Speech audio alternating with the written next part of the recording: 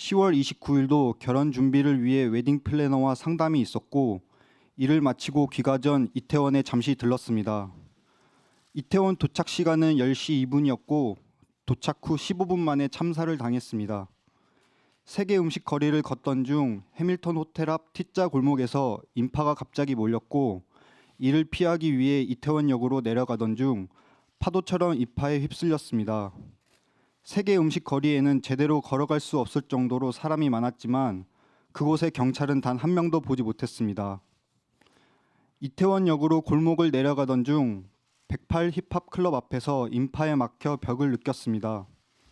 앞에서는 내려가지 못하고 뒤에서는 사람들이 계속 밀어붙였습니다. 인파에 휩싸여 순간 정신을 잃었고 그 순간 제 여자친구를 놓쳤습니다. 그러다 갑자기 정신을 차렸고 여자친구를 찾으니 이미 정신을 잃은 상태였습니다. 모든 사람이 앞으로 10도 정도 기울어져 있었으며 심폐소생술을 하고 싶었지만 인파로 인해 도저히 공간이 나오지 않았고 인공호흡만 할 수 있는 상황이었습니다. 발목이 뒤로 꺾인 상태였는데 이를 원위치 시키는데 힘들 정도의 엄청난 압박이었고 숨조차 제대로 쉴 수 없었습니다. 그렇게 압박이 지속된 상태에서 15분 후 소방대원이 약 4분 먼저 도착하였고 그로부터 15분 후 후발대원이 도착하였으며 뒤쪽인 T자 골목에서 구조활동이 시작되었습니다. 뒤쪽 사람들도 모두 정신을 잃은 상태였고 자발적으로 빠져나갈 수 없는 상황이었습니다. 구조 인원도 부족하여 사람들을 눕히는 공간도 협소하여 구조활동은 매우 더디었습니다. 초기 대원은 어떤 신고를 받고 출동했으며 왜 소수 인원만 출동하였는지 의문입니다. 또한 처음부터 많은 인력이 투입되었다면 결과는 달라지지 않았을까 생각합니다. 그렇게 압박은 50분 이상 지속되다 구조되었습니다. 클럽 안 부상자는 너무 많았고 소방대원은 8명도 채 안 되어 보였습니다. 여자친구에게 CPR을 수행하던 소방대원은 다른 부상자를 보러 가야 한다고 저에게 직접 CPR을 수행하라 지시하고 떠났습니다. 그러던 중 소방대원 한 분께서 안 되면 지연 처리해, 지연이야 지연이라는 소리를 들었습니다. 아마 지연이라는 말은 너무 늦어서 회복하기 힘들다는 말이었던 것 같습니다. 그 지연이라는 말에 저에게 너무 충격적으로 다가왔습니다. 하지만 포기할 수 없었습니다. 계속해서 CPR을 수행하다 인공호흡을 크게 하니 구토를 하였습니다. 살 가능성이 있다고 생각하여 소방대원에게 도움을 요청하였고 자동 제세동기로 확인하였지만 힘들다는 답변을 들었습니다. 그리고는 특별한 응급구조 방법에 대해 설명조차 해주시지 않고 가셨고 저뿐만 아니라 많은 시민분들이 희생자를 살리기 위해 심폐소생술을 수행하였습니다. 클럽 안에는 소방대원이 있었지만 모든 사람을 살리기 위해서는 턱없이 부족하였습니다. 저와 시민분들은 응급조치 전문가가 아닙니다. 부상자 한 분 한 분마다 전문 인력이 전담하였다면 한 명이라도 더 살릴 수 있지 않았을까 생각합니다. 클럽 안에서 계속해서 CPR을 수행하던 중 시민 한 분이 오셔서 큰 대로변으로 나가면 경찰과 소방대원이 많으니 도움을 받을 수 있을 것이라 하였습니다. 그래서 여자친구를 들쳐업고 큰 대로변으로 나갔고 응급차는 많이 있었지만 환자의 응급 이송을 원활하게 할 수 있을 정도로는 도로가 통제되어 있지 않았습니다.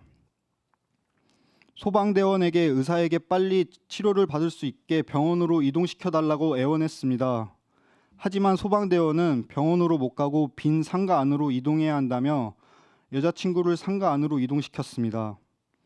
상가 안에서도 심폐소생술을 계속 시행하였지만 경찰과 소방대원은 상가 밖으로 계속 나가야 한다며 내쫓았습니다. 여자친구 부모님이 도착하셨는데 경찰의 통제에 의해 여자친구를 만날 수 없었으며 그저 창문을 통해 여자친구를 지켜볼 수밖에 없었습니다. 저는 나갈 수 없다며 여자친구 곁을 2시간가량 지켰고 버티다 결국 경찰로부터 쫓겨났습니다. 왜 희생자 옆을 지킬 수 없었으며 그 상가에서 나가야 하는지 아직도 의문입니다. 2시간가량 희생자들을 상가 안에서 안치시켰고 아무런 대응책이 없었습니다. 소방과 경찰에게 이제 어떻게 되냐고 물어봐도 대답해주는 사람 하나 없었습니다.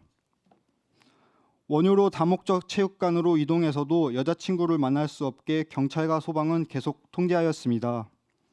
그러던 중 한남동 주민센터에 실종자 신고를 하면 보다 빨리 찾을 수 있다고 하여 주민센터에가 실종자 신고를 하였습니다. 이제 와서 생각해보면 왜 실종자 신고를 하였는지 모르겠습니다. 여자친구가 체육관 안으로 들어가는 것을 보았고 저와 가족들이 직접 신원을 확인해 줄 수 있다고 말했는데 안 된다는 답변뿐이었습니다. 신원을 확인하기까지 대기해달라는 경찰의 지시에 집으로 돌아갔으며 여자친구가 어디로 갔는지 여자친구 오빠께서 직접 수소문하여 알아냈습니다. 경찰이나 구청 및 시청 직원이 저희에게 알려주는 것은 하나도 없었습니다.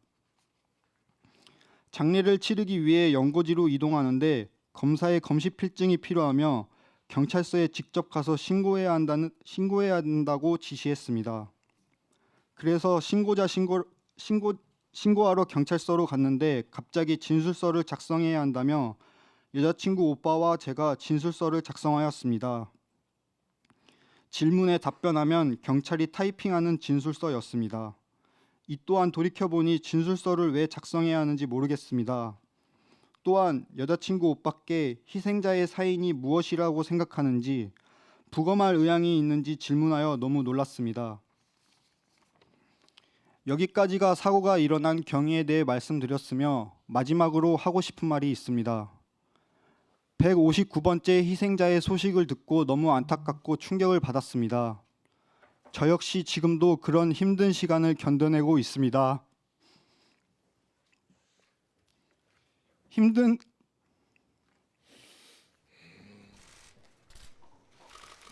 힘든 시간을 버티고 견뎌낼 수 있었던 원동력은 약혼자 가족분들 덕분입니다. 희생자를 잃었다는 슬픔에 대해 공감하고 서로를 위로하여 버텨낼 수 있었습니다.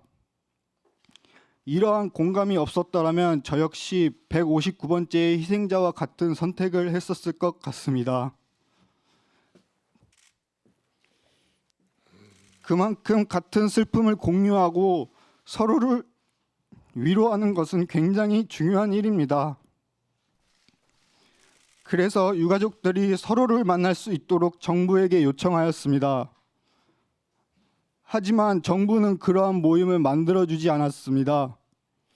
이것 또한 2차 가해입니다. 더 이상의 희생자가 발생하지 않도록 제발 저희의 요청에 응답해 주시길 간곡히 부탁드립니다.